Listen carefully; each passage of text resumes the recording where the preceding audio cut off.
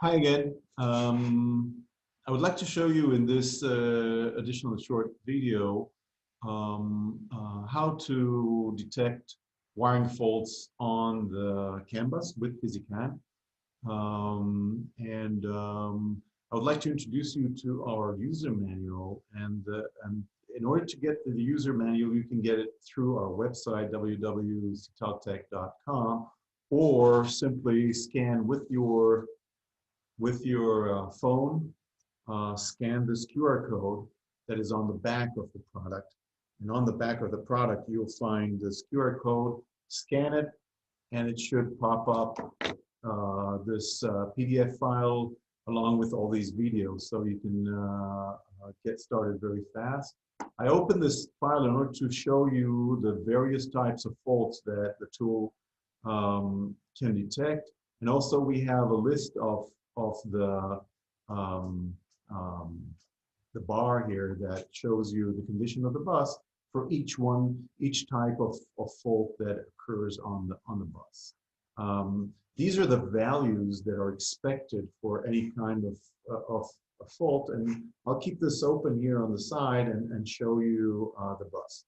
So now we're connected to a bus. We can see the messages for each one of the modules. We can see here the cockpit that tells us the Tdr average, which is a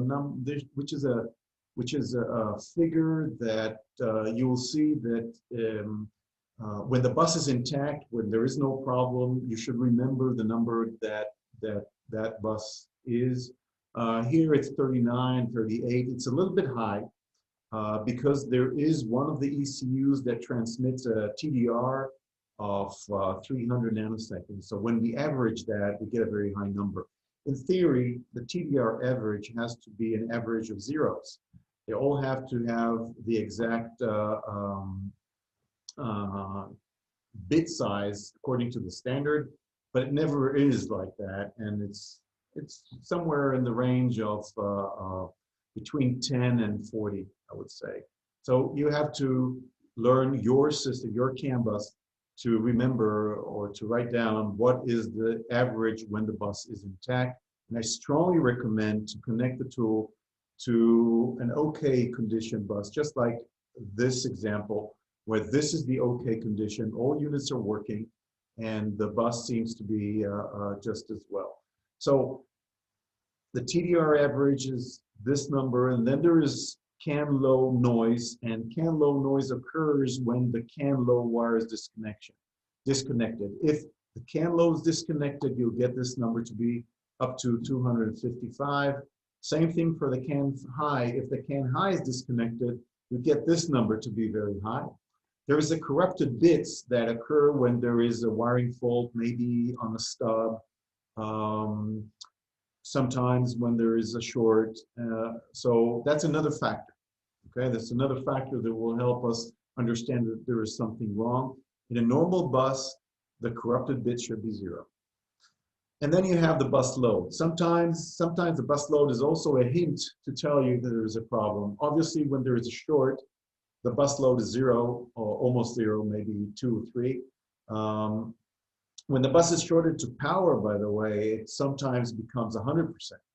So a bus load gives you a good understanding of another possible issue. And if you're debugging a bus under construction, if you're designing a new bus and you put some message in a too high rate, you'll see this bus load become very, very high.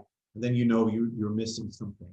An ideal bus load would be 50%, 60%, 70% I would avoid. That would mean that you need to have another bus above 70% because your arbitration phase would have a problem. So let's see, let's make a problem. So this is the LCAS, and it's close to me here, down here, okay?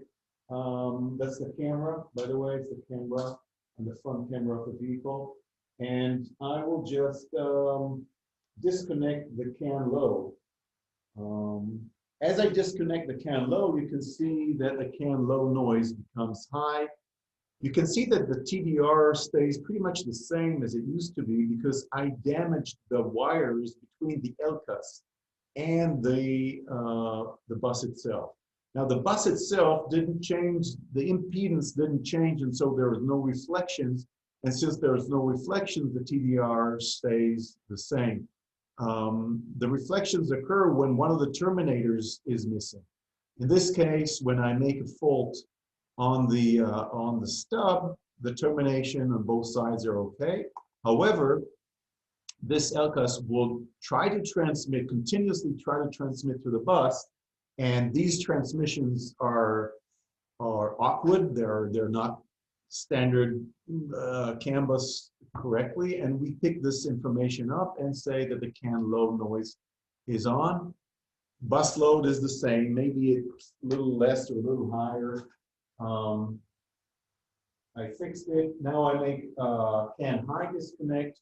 You can see that the other line jumps to a large number. So these are, so we see, we saw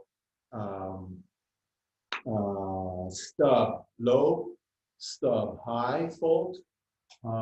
We obviously see that the LCUS itself stopped communication. You see that it's not communicating, that's red. Green means that it's communicating.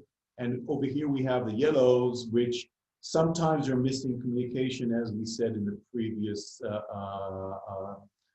video. But in general, if everything is okay, they should be green or green-yellow. This case, LCUS is solid red, meaning that there's a problem with that unit. But is it a problem with the LCUS or is it a problem with the wiring? That's exactly what we are showing with PhysiCAN. That's a difference between PhysiCAN and other tools. Other tools will tell you that the LCUS is not communicating, but you don't have a clue. Is it a fuse, or is it ground, or is it power, or is it the wire that connects to it? And definitely with a PhysiCAN, you know that the CAN high bus between the main bus and the LCUS is damaged, is disconnected. That's what you get from this number over here. So I'll fix it right now. And you see that the unit becomes yellow. Now let's make another disconnection. Maybe I'll make a disconnection here on the, I'll make it over here in the middle of the bus, okay? You tell me where. So I disconnected one of the wires, and I'm trying to figure out where that problem is. So I look at the bus, I see that it's all red, right? It's all red. I can see the LCUS is actually green. I can do a restart, by the way.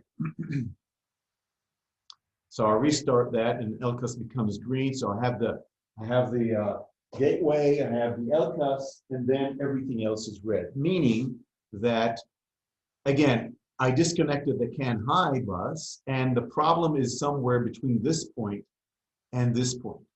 Now, you should know your CAN bus. You should know your CAN bus, and you should go to this location. I can hint you that usually the problems occur on the connector. So if there is an inline connector somewhere here, or the connector that connects the LCUS to the bus or the BSD to the bus, these are the places which I will hunt this wiring fault.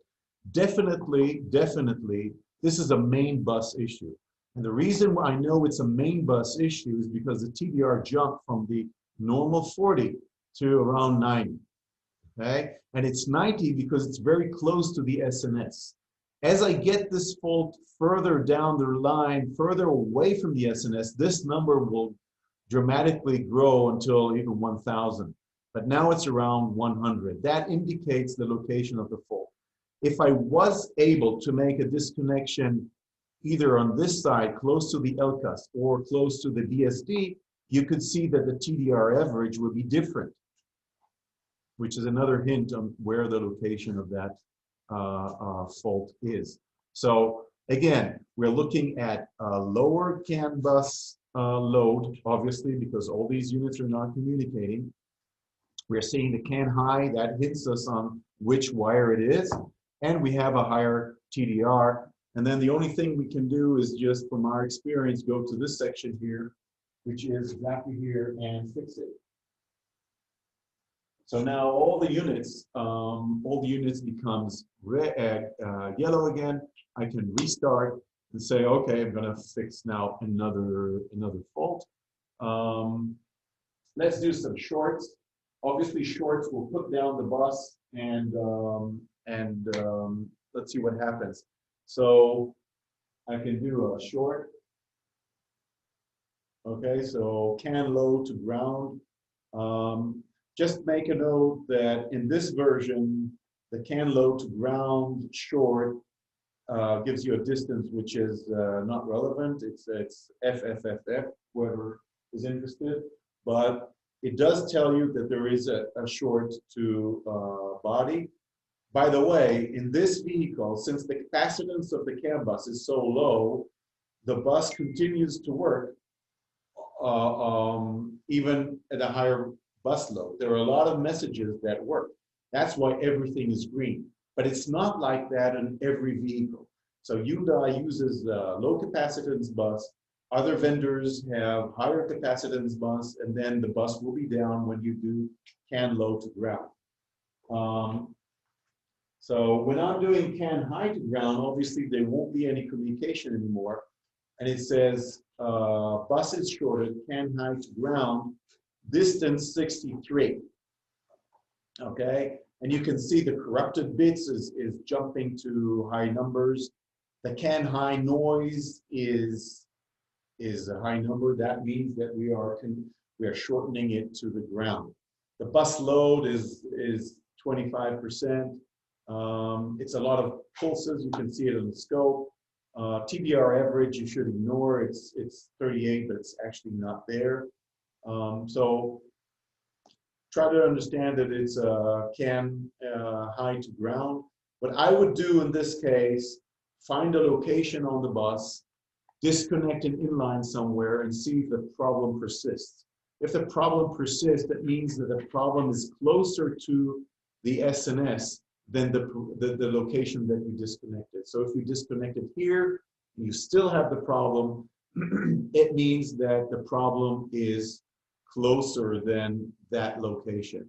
If the problem disappears, then the problem is further away. Okay? Let's make another short. Let's go to the cluster, which is the further away, further distance module, the further away from the SNS. I make a short between the wires now. I just connect the wires between themselves. What you see is that, again, CAN low, CAN high jumps in large numbers. Bus load becomes 0, so it's like there is no activity on the bus. But the hint here is distance 273. So what I know about 273 is that the 273 is all the way down here. 273 is, I made the fault here. I made even here on the stub. I made a short on the stub. So this is 273. I can train myself. I can just print this file, this diagram, and write to myself that 273 is here when I do a short between the wires, and then make a few other shorts along the bus, get the number. The number should be growing almost linearly from SNS all the way to the other end. And the number has to grow a little higher and higher. And then when you do get a real short between CAN high and CAN low, you can go to the schematic that you prepared and get a good estimation of where that problem is.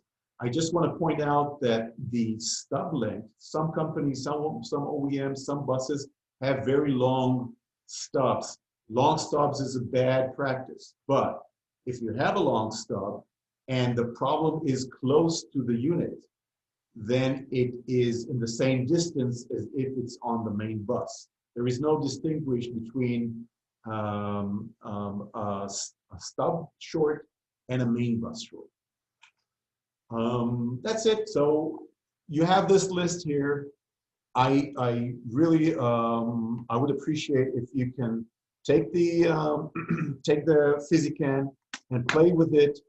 Go to your bus, measure it when it's good, introduce some faults. Don't worry, nothing will happen. You can do a short, you can do a disconnection. We do it all the time for years. It doesn't matter. You can do that very easily and very safely. And you can see the reaction of PhysiCAN application, and that will give you a hint on where the problem is.